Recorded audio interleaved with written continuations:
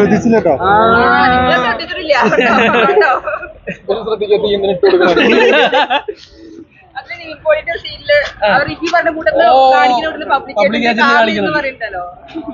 ശവപ്പെട്ടിക്ക് ആണി അടിച്ചു.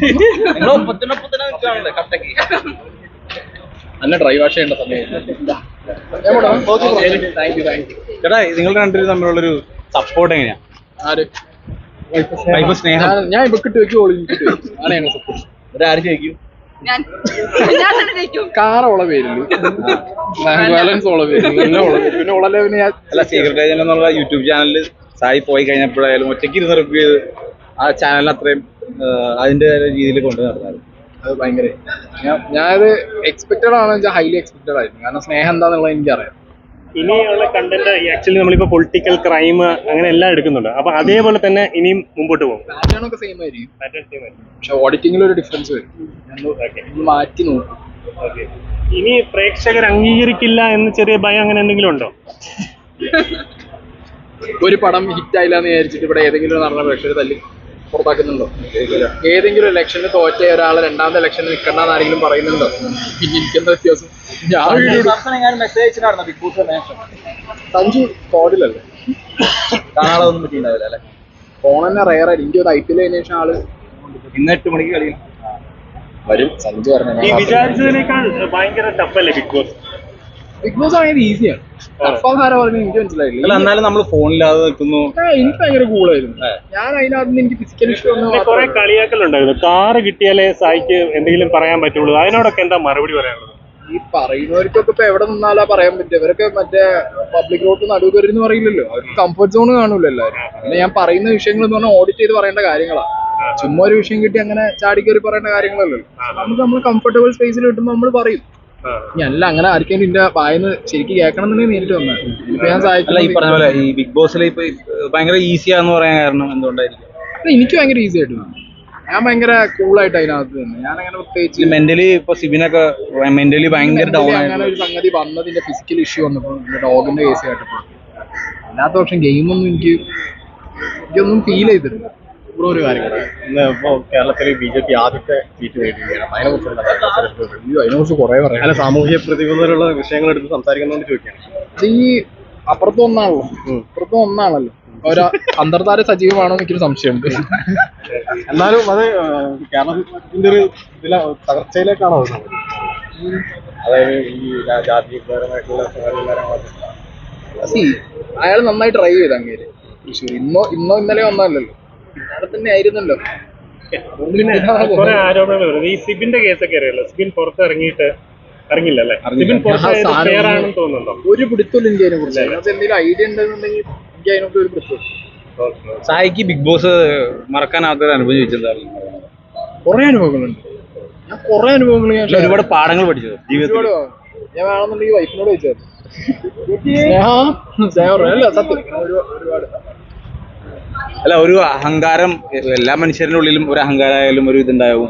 അതൊക്കെ നമ്മൾ തന്നെയാണ് മനസ്സിലാക്കാൻ പറ്റിയത്. എല്ലാം മനസ്സിലാക്കാൻ പറ്റി. അത് മാറ്റാൻ എന്ത് ചെയ്യണം എന്ന് മനസ്സിലായി. ഇങ്ങനെ അഡ്ജസ്റ്റ് ചെയ്യണം. കുറെ കാര്യങ്ങൾ പഠിക്കും. അതൊരു ഭയങ്കര ലേണിംഗ് കർവാണ് ഈ ബിഗ് ബോസ് എന്ന് പറയുന്നത്. ചുമ്മാ അലമ്പിന് വേണ്ടി പോയാൽ അങ്ങനെ പോവാം, എന്തെങ്കിലുമൊക്കെ ലൈഫിൽ കൊണ്ടുവരാൻ പോയാൽ അങ്ങനെ എടുക്കാം. അപ്പൊ ഇനിയുള്ള ജേണി അടിപൊളിയാവട്ടെ. ബിഗ് ബോസ് തന്ന പാഠങ്ങൾ കുറെ പറയാനുണ്ട്. അത് ഇന്നും പറയാൻ മഴ ഈ പോകാനുള്ള തീരുമാനം നല്ലതായിരുന്നു. പിന്നെ ഡെഫിനറ്റ്ലി. പക്ഷെ ശരിക്കും പറഞ്ഞാൽ ഇവിടെ നല്ല വരുമാനം ഉണ്ടായിക്കൊണ്ടിരിക്കുന്ന ജോലിയുണ്ട്. അതൊക്കെ ഉപേക്ഷിച്ചാണ് അങ്ങോട്ട് പോകേണ്ടി വന്നത്. റിസ്ക് എടുക്കണം എല്ലാ കാര്യത്തിലും. എനിക്ക് എന്റെ ജീവിതം തിരിച്ചറിയാൻ ഞാനല്ല റിസ്ക് എടുക്കണം. വരുമാനം നോക്കി നടന്നിട്ട് കാര്യം. വരുമാനം കുറെ ആകുമ്പോൾ പിന്നെയും വരുമാനത്തിന്റെ പിന്നാലെ ഓടുമ്പോൾ അതിന്റെ ബുദ്ധിമുട്ട് എന്താണെന്നുള്ളത് അത്യാവശ്യം വരുമാനം ഉള്ളവരോട് ചോദിച്ചാൽ അവര് പറഞ്ഞു പുസ്തകത്തിന് സമാധാനം വേണം. അപ്പം എന്നാലും പക്ഷേ ഇപ്പൊ ഈ പണപ്പെട്ടിയാണ്ട് തിരിച്ചു വന്നത് അപ്പൊ അവിടെ നിന്ന് ചിലപ്പോൾ ഫിനാലിലെത്തുമായിരുന്നു. ചിലപ്പോൾ ഞാൻ അതിനെ കുറിച്ചൊന്നും ആലോചിക്കുന്നില്ല. ഞാൻ ഓർഗാനിക് ആയിട്ട് നടക്കുന്ന കാര്യങ്ങളെ കുറിച്ച് മാത്രമേ ചിന്തിക്കാണ്. എനിക്ക് സ്പോണ്ടേനിയസ് ആയിട്ട് ചില സാധനം ഹിറ്റ് ചെയ്യാനായി ചെയ്തിട്ട് പോയി. പിന്നെ അതിനെ കുറിച്ചുള്ള റിഗ്രറ്റ്സോ ചിന്തയൊന്നും എനിക്കില്ല. ഞാൻ ചിന്തിക്കില്ല. എനിക്ക് ആരോഗ്യമുണ്ട്, എനിക്ക് പണിയെടുക്കാൻ അറിയാം, പൈസ പിന്നെ ഉണ്ടാക്കാം. പക്ഷെ നമ്മളെ മെന്റൽ സ്ട്രെങ്ത്തും നമ്മളെ ഫാമിലി എനിക്ക് നഷ്ടപ്പെട്ടു പോയ ലൈഫൊക്കെ കിട്ടിക്കഴിഞ്ഞാൽ നല്ല വാല്യൂബിൾ. നേരത്തെ പറഞ്ഞ റിസ്ക് എടുക്കുന്നതാണ് ഇപ്പൊ അങ്ങോട്ട് പോയെന്ന് പറയുന്നത്. അവിടെ 50 ലക്ഷമുള്ള സമയത്താണ് ഇപ്പോൾ ഈ 5 ലക്ഷമായിട്ട് തിരിച്ചു വരേണ്ട സാഹചര്യം വരുന്നത്. 5-50 ആക്കാൻ അറിയുന്ന ഒരുത്തനാണ് ഞാൻ. അതുകൊണ്ട് എനിക്ക് അതൊരു വിഷയമുള്ള കേസല്ല. 5-50 ആക്കും, 50 കൂട്ടാനും ഇല്ല. ഞാൻ അതിനെ കുറിച്ചൊന്നും ഞാൻ എന്ത് ചെയ്യില്ല. ഫിനാലിൽ എത്തില്ല എന്നുള്ളൊരു തോന്നൽ എപ്പോഴെങ്കിലും ഉണ്ടായാലും അങ്ങനെ ഫിനാലെ അല്ലെങ്കിൽ കപ്പ് ഞാൻ അങ്ങനെ ചിന്തിച്ചിട്ടില്ല. അന്നാ ഒന്നോട്ട് പോയാൽ പോട്ടാ വഴിക്ക്, അത്രേ ഉള്ളൂ. അല്ല ഞാൻ അതിനെ കുറിച്ച് ചിന്തിച്ചിട്ടില്ല. ഞാൻ അവിടെ ഇരുന്നുകൊണ്ട് ബാക്കിയുള്ളവരെ പോലെ കപ്പടിക്കും ഞാനൊന്നും പറഞ്ഞിട്ടൊന്നുമില്ല. ഓർഗാനിക്കായിട്ട് വന്നാൽ ഓക്കെ, അല്ലാത്ത പക്ഷമൊന്നും. മൊത്തത്തിൽ ഒരു അവിടുത്തെ ഒരു പെർഫോമൻസിന് എങ്ങനെയാണ് സായി? ഞാൻ സാറ്റിസ്ഫൈഡ് ആണ് 100%. അതിൽ ആര് സാറ്റിസ്ഫൈഡ് ആവുന്നു അല്ലാന്നൊന്നും എനിക്ക് ഞാൻ ബോധമാണ്. ഈ പുറത്തുള്ള ആരാധകരോ അല്ലെങ്കിൽ പുറത്തുള്ള പ്രേക്ഷകരോ ഒന്നും പ്രതീക്ഷിച്ചതിന്റെ അപ്പുറത്തേക്ക്, അതായത് സായിയുടെ ഇപ്പൊ ഒരു യൂട്യൂബിലുള്ള ഒരു ഫാൻ സ്പേസ് ഒന്നും സായി ഇങ്ങനെ കണ്ടിട്ടേ ഇല്ല. അപ്പൊ മൊത്തത്തിൽ അവരെന്നെ മറ്റേ മാതിരി കണ്ടിരുന്നു. അതെ അങ്ങനെ കണ്ടിട്ടുണ്ടോ? ഭയങ്കര അഗ്രസീവ് അല്ല, ആയിട്ടുള്ള അവര് മറ്റേ ഫേസ് കണ്ടിട്ടില്ലല്ലോ. സോ അത് ഇറലവെന്റ് ആണ് സാർ. ഒരാൾക്ക് സായി കൃഷ്ണനെ അറിയാം, സീക്രട്ട് ഏജന്റിനെ അറിയാം എന്നാണെങ്കിൽ ഈ ക്വസ്റ്റ്യൻ ഓക്കെ.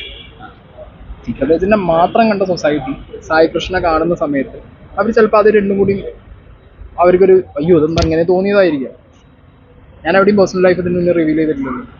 ഇനി പുറത്തിറങ്ങിയ ഇനിയിപ്പോ എങ്ങനെയാണ്? സീക്രട്ട് ഏജന്റ് ആണോ സായി കൃഷ്ണയാണോ? വീഡിയോസിനകത്ത് അങ്ങനെ തന്നെ ആയിരിക്കും. പാറ്റേൺ ദേശം മാറ്റുന്നല്ലാതെ വേറെ വ്യത്യാസങ്ങളും കാണും. അത് ആ റിയൽ ലൈഫ് അല്ല, അതങ്ങനെ പോകും.